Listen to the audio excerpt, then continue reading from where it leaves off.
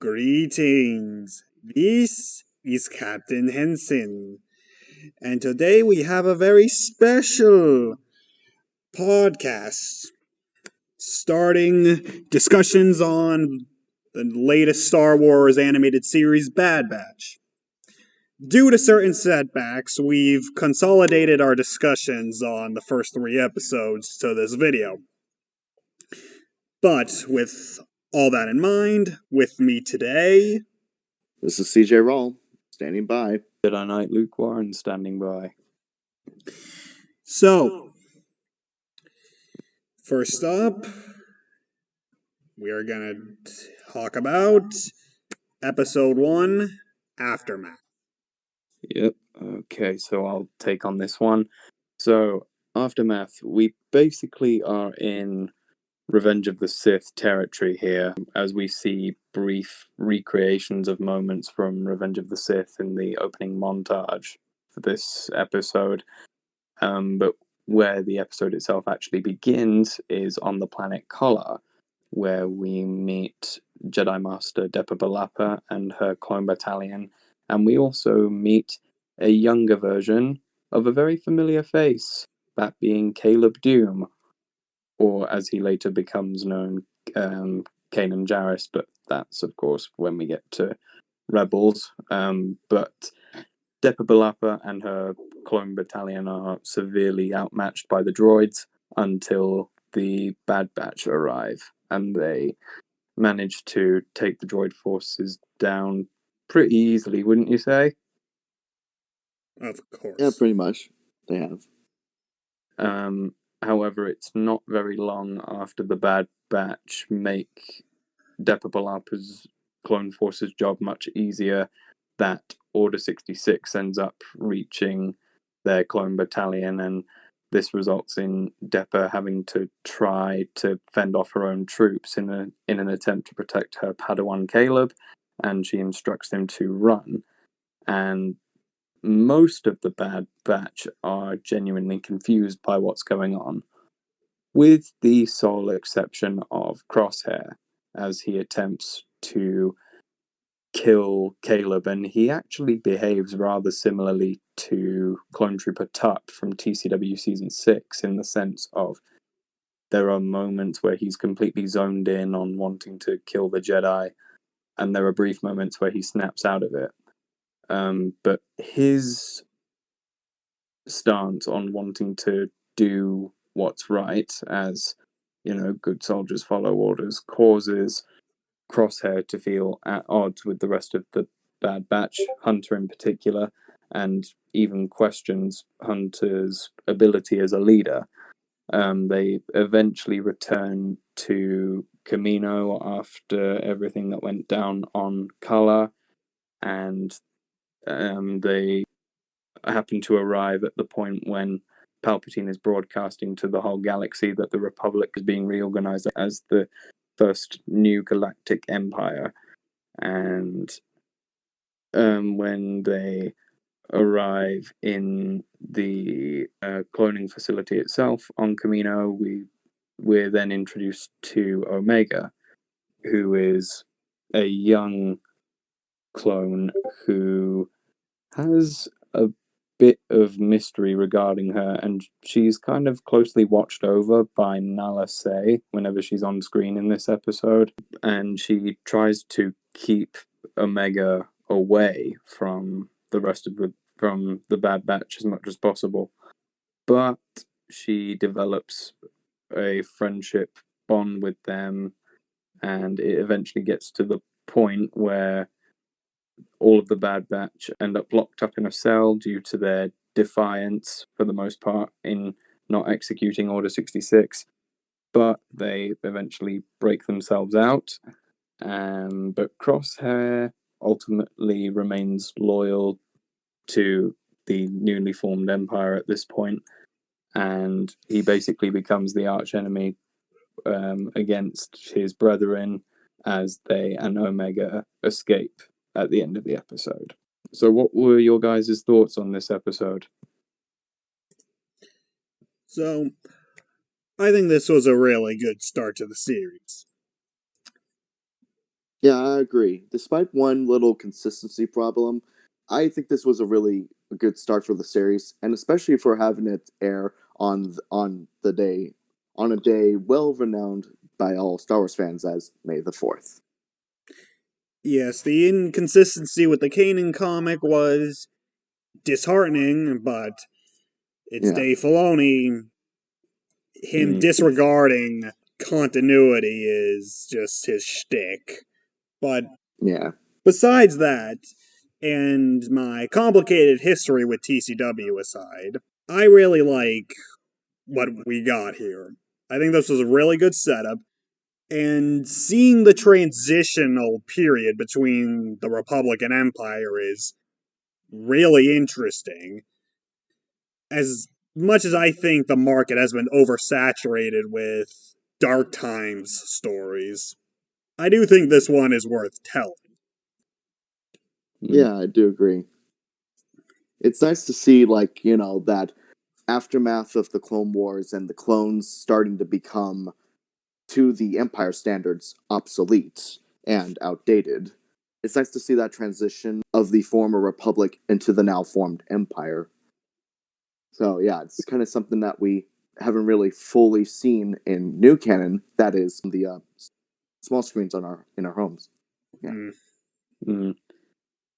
Something that I did leave out of my initial summary is the portion of the episode where the Bad Batch were instructed by Tarkin to eliminate a group of insurgents, and it turned out to be innocent civilians who are being protected by Saw Gerrera and a small band of soldiers that, if you can call them that are fighting alongside him. Yep. So, what did you guys think of seeing Saw Gerrera again? I thought it was nice to see him again. See like how he's going to be, especially like that he looks kind of a little bit older and is sounding a bit older. I think compared to the Onderon arc in TCW, and he's really starting to age into looking more like Forrest Whitaker, basically. Yeah. And then you got Andrew Kashino doing a Forrest Whitaker impression, so Yeah, there was that too. It gave us a TCW connection, which was nice. I do hope he shows up again, just so, he didn't just show up or he was just there for the sake of being there. yeah, that would be cool if he did show up again. I mean, thankfully, it seems like that's where they're going with it, with what we see in later episodes, but we'll see what they do with Saw Gerrera moving forward. Oh, and of course, in this episode, it was confirmed, and this was like the most popular theory, that Omega is a clone. Now, whether or not she is a clone of Jango Fett or somebody else, we're gonna have to wait and see on that. Yep. And I could be wrong, but wasn't it also kind of hinted from the first episode that Omega is more important than she seemed initially? I mean, we kind of figured that she would be important somehow. But it does set up that there is more to her than meets the eye, huh? So, yeah. What did you guys think of, for the most part, the Bad Batch not being affected by their inhibitor chips? I think it kind of makes. Oh, wait, sorry, you first. Yeah, you can go ahead. All right. I think it's kind of interesting, and it kind of does make sense since they are kind of defective clones, and like they're and with the inhibitor chips inside, basically inside them, being like, not as active compared to like regular clones following Order 66. So it kind of feels like a nod to how Order 66 went out in Legends, where it was kind of more like a moral thing, just following an order. So, as someone who doesn't like the chip idea, and much prefer what they did in the EU. Anything involving the chips is not going to be something I particularly care for, but in terms of the new canon, it works what with the chips in the at least most of the Bad Batch not working properly. But this does lead into an issue that I have, in that Crosshair isn't doing things on his own accord because the chip is still working properly, at least to an extent. So that makes things far less interesting. If it was a case of him willingly siding with the Empire, the series would be far more interesting. Mm-hmm. Because the thing with the chips is that it makes the clones less interesting. Because with how things were in the EU, the whole idea was that they followed orders. Not to mention, plenty of clones, or at least a good majority of clones, had genuine reasons to hate the Jedi. That is true. But, and I know this is a broader topic, but it still applies here. It just makes me care less. Because, yes, you do have the tragedy of, oh, the clones are being forced to do something that's, against their free will. But it was the choices they made to commit Order 66 that made them interesting. But you take that away, and you just have to wonder. Well, now you really have to wonder here, because when the chips activate, the clones pretty much lose their entire personality, except Crosshairs, for some reason. Tangent aside, I'm not a fan of the chips in general, but in terms of accepting it in regards to the new canon, it's fine. Do you guys want to say anything about the training sequence that the Bad Batch go through? It was good. Yeah, same thing. Always love seeing soldiers in fiction training. Mm. And not to mention, we get, it's a good way for us to see their personalities in combat zone. Which, yes, we have seen before, but I do think they work well off each other, so it's nice to see more of that. That scene also did a really good job at highlighting Tarkin's lack of respect for the clones, because partway through the training sequence, he ordered the Kaminoans to switch to having the enemies use live rounds, which Wrecker made note of after the fact, and he was shocked by that. Yeah, Tarkin's a dick. Who knew? Yep. Something I didn't expect with this episode was finding out that the Kaminoans were able to amplify the effects or to amplify the compliance of clones by putting them in machinery that when lasers sort of went over their heads, it would amplify the aggression of the inhibitor chip. It begs the question, why didn't they do that with all the clones? You see, this is the problem with the chip. It just raises too many questions. Yeah. Like, you have to have, or go through mental gymnastics just to explain it. And even with that, your explanation isn't gonna be good. Yeah, it's going to be convoluted in some way. Like it is here. Why have the chips and not just have them completely obedient? Like, yes, the Bad Batch not being completely obedient makes sense. They're specialized. They're able to think more for themselves to make it easier in a combat situation. Just cut to the final scene, where after several attempts throughout of Omega insisting that she accompany the Bad Batch on their journey, they eventually allow her to go with them, and you get that big sort of Western style shootout type moment with most of the Bad Batch plus Omega versus Crosshair. And that was actually quite a wild way to end the episode. Yeah, pretty good way to end things. Pretty much. And then the episode ends not long after that, again, as I call it, shootout sequence, and Hunter mentions that there's an old contact from the days of the Clone Wars whom they can still reach, and that takes us on to episode 2. Clint, you want to take this one? Yeah, sure thing. Alright, episode 2, Cut and Run.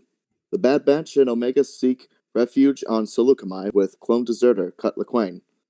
Cut tells Hunter about the inhibitor chips and about his plan to escape with his family. Now that the military presence is increasing there, something that Cut doesn't want, considering the fact that he is a defector from the clone army.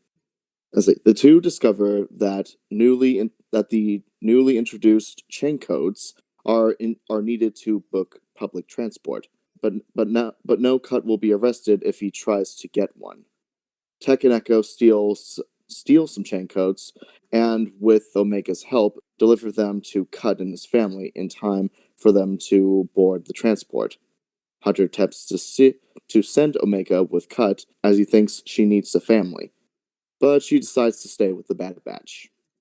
And that basically concludes the episode. So, thoughts, anyone?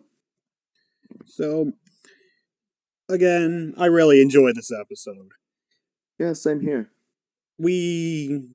Continuing a point from the previous episode of seeing the transitional process, starting to use chain codes, very much blatantly showing us that, yes, this is a dictatorship, and it was very nice to see Cut again, who we haven't seen since season fucking 2 of TCW.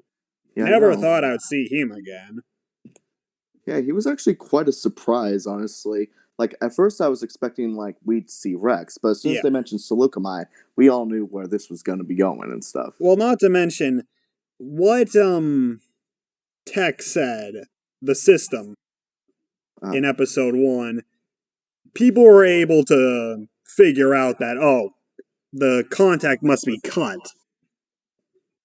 It was interesting seeing Hunter recognize that, Omega's a child. I'm in no position to care for a child. Yeah. Not to mention, she should have at least somewhat of a normal childhood. But of course, she wants to stick with the Bad Batch. So that was nice. Yeah, seeing Cut again there, it's interesting that the old TCW crew were willing to go that deep, as it were. I guess you could say he was a deep cut. Well, I guess you could say that was bad. Something that did kind of take me back for a moment was seeing Cut's whole family again, specifically his kids, because considering how long it had been as far as when we last saw them in Star Wars media, I initially thought they'd been much older than they are here, but then I realized, oh wait, this is a direct continuation of TCW, which was its own depiction of what was only a 3-year war. So logically, they wouldn't have aged that much. And there is a moment when Omega is trying to retrieve a ball that she and Cut's children were playing with that Was that a Nexu similar to the one on Geonosis? It was. So yeah, seeing a Nexu in TCW style animation. How about that? Yeah, it was quite something to see him. Yeah, scrawny.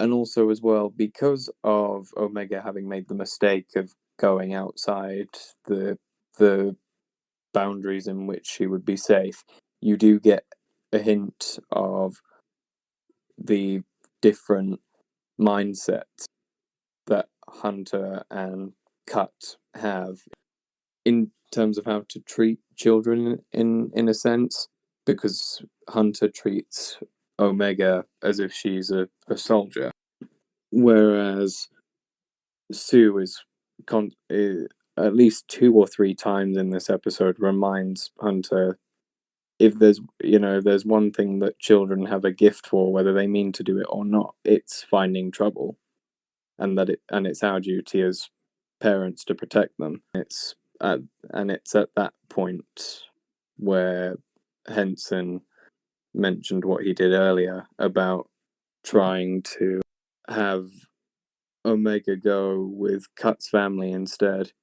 Then we get the whole chain code thing, and Tech knowingly ran the risk of getting the Bad Batch's ship impounded by the Empire to do that.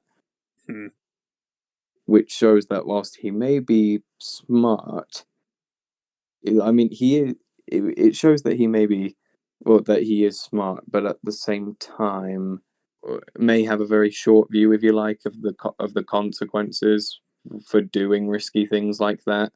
Yeah, that sounds about right. Which Hunter didn't really appreciate, did he? No. Which does make sense given that all their missions have been short term. Never really needed to think long term before. Yeah. And of course, once Hunter tells Tech that Omega is on the ship with them, well, Yep. that leaves Tech and Echo in for a bit of a predicament, because Echo instructs Omega to stay on the ship so she'll be safe, and Tech, he didn't seem to care for Omega's safety quite as much. Let's just put it that way.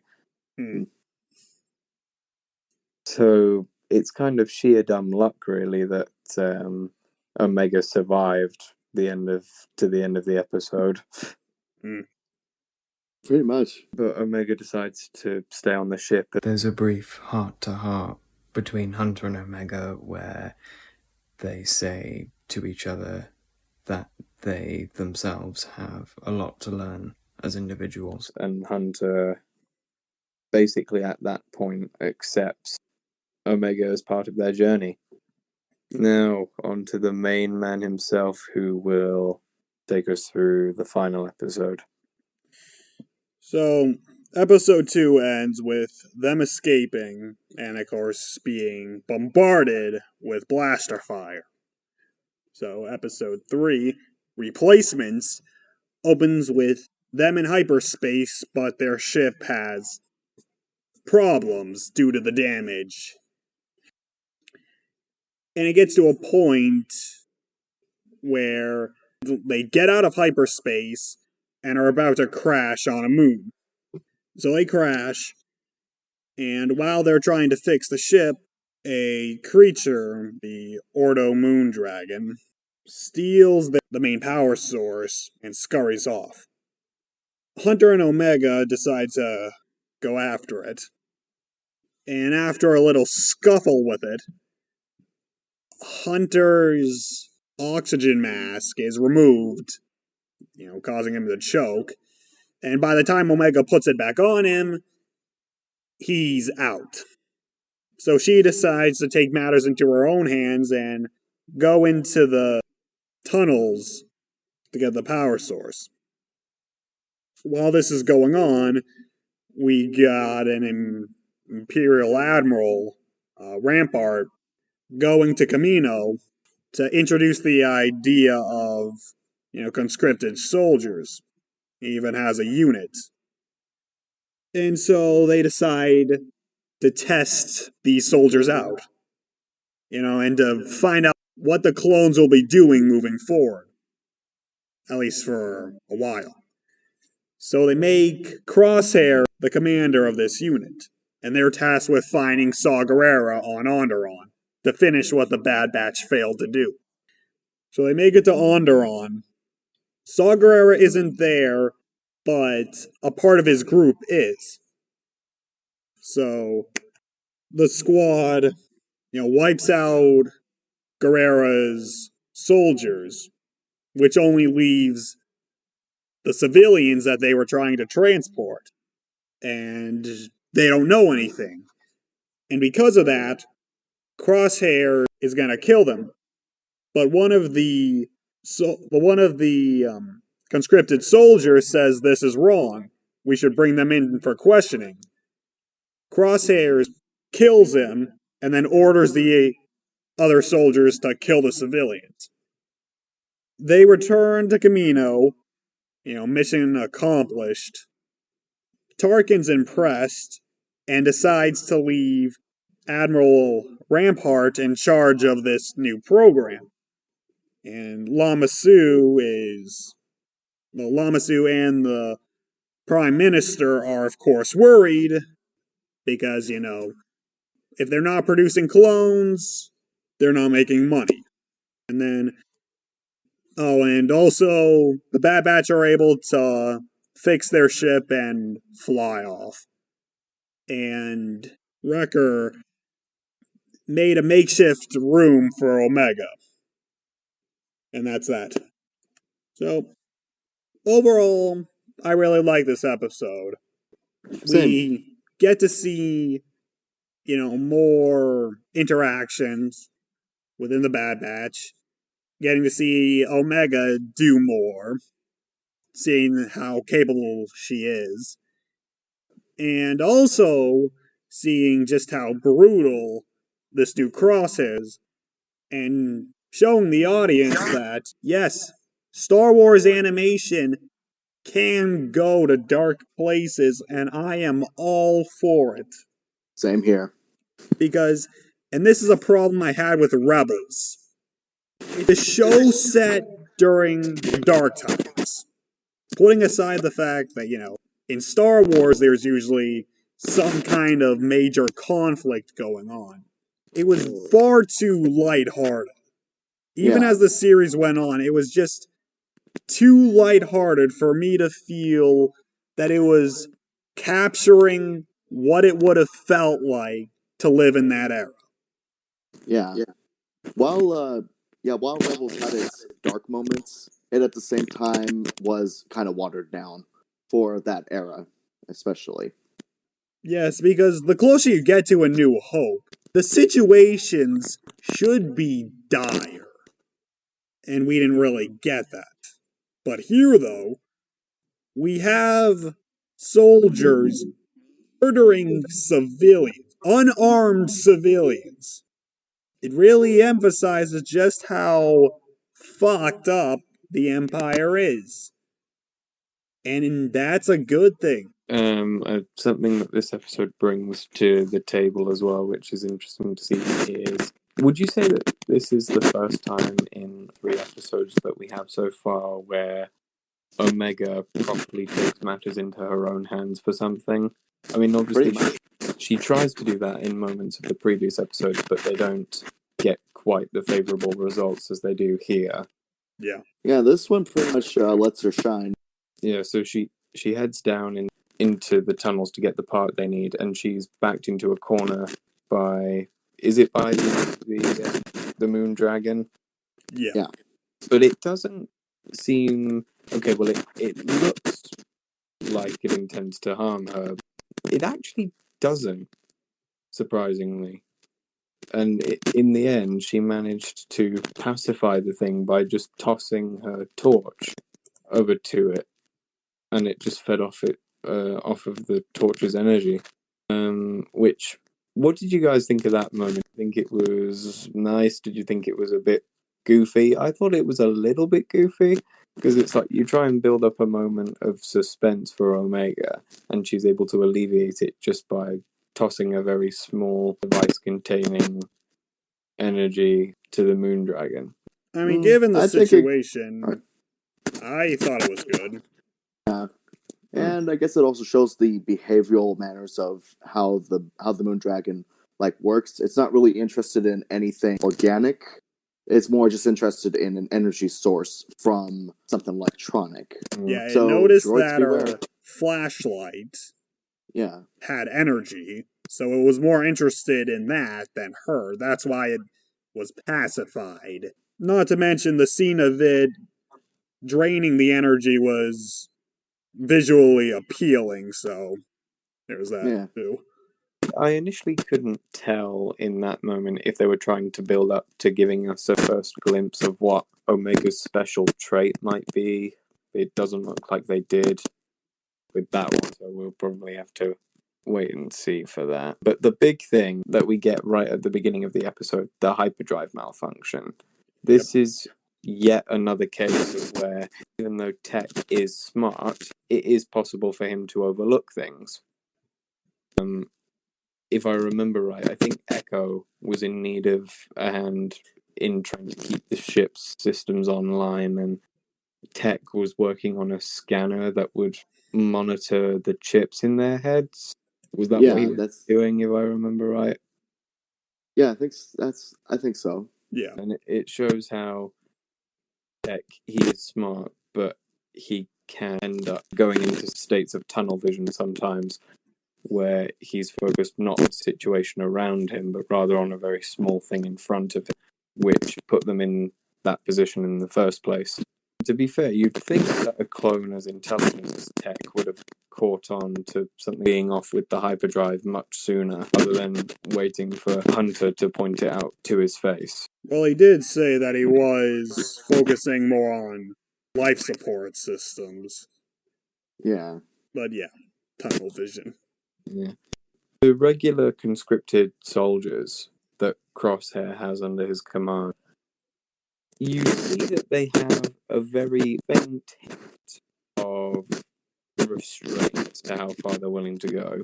Note that I say a very faint, because the person who Crosshair ultimately killed, because of that person choosing to say that he wasn't willing to kill those civilians, he was still willing to go as far as taking them in, even though they genuinely did not pose a threat to them at all. So it's like the conscripted soldiers have a bit of restraint because they don't want to just kill on sight, but they're still willing to take people who aren't actively threatening them in, which, to be fair, with the Empire being the newly formed entity that at this point, I suppose that's why those regular soldiers think like that. Yeah. Now, towards the end of the episode, where you get that conversation between Nala Se and Lama Su, didn't one of them talk about taking one of their clones and genetically tampering to him to make him more specialized as a way of keeping production of clones as a valuable asset to the Empire and being a waste of resources? Yeah, they did say something about that, I think. Yeah, that's why they want at least one member of the Bad Batch. They want to use a member of the Bad Batch as, if you will, physical template to work from in order to iron out those errors and make at least one clone that they've already created what the Bad Batch essentially should have been in the Kaminoan's eyes. So do you think we'll see that, if you will, perfectly enhanced clone trooper later on in the series? Possibly. Quite possibly. Anything else in episode 3 worth talking about? Because I think we talked about everything. Yeah, we have. Alright, so, with all that said, overall thoughts so far. So far, I love what they're doing. The only complaints I have are just carryovers from TCW that I didn't particularly care for. But, looking at the new canon on its own, I like what they're doing, and I can't wait for more episodes. Yeah, I would agree with that. Despite one or few problems that I would consider as kind of a nitpick, sort of in some areas, I'd say this is so far so good of a series. For me, leaving the EU out of it entirely and looking at Bad Batch strictly for what it is, that being part of the new canon, the only problem I really have with it are like the odd continuity snag here and there within the new canon that it's become responsible for already, with a couple of very small things. Those things being the color of Depa Billappa's lightsaber blade, and in a very slight way changing the last word that Depa says to Caleb before he dies. But as I say, those continuity issues are really my only big issue with the show so far. Apart from that, it's been pretty damn good, I think, and long may this quality continue for the rest of the show. And I forgot to mention, animation quality is spectacular, and I hope to God, honestly, I would say we stick with this art style and animation quality just so we can get some consistency. Not like for every series, but I'd say for most.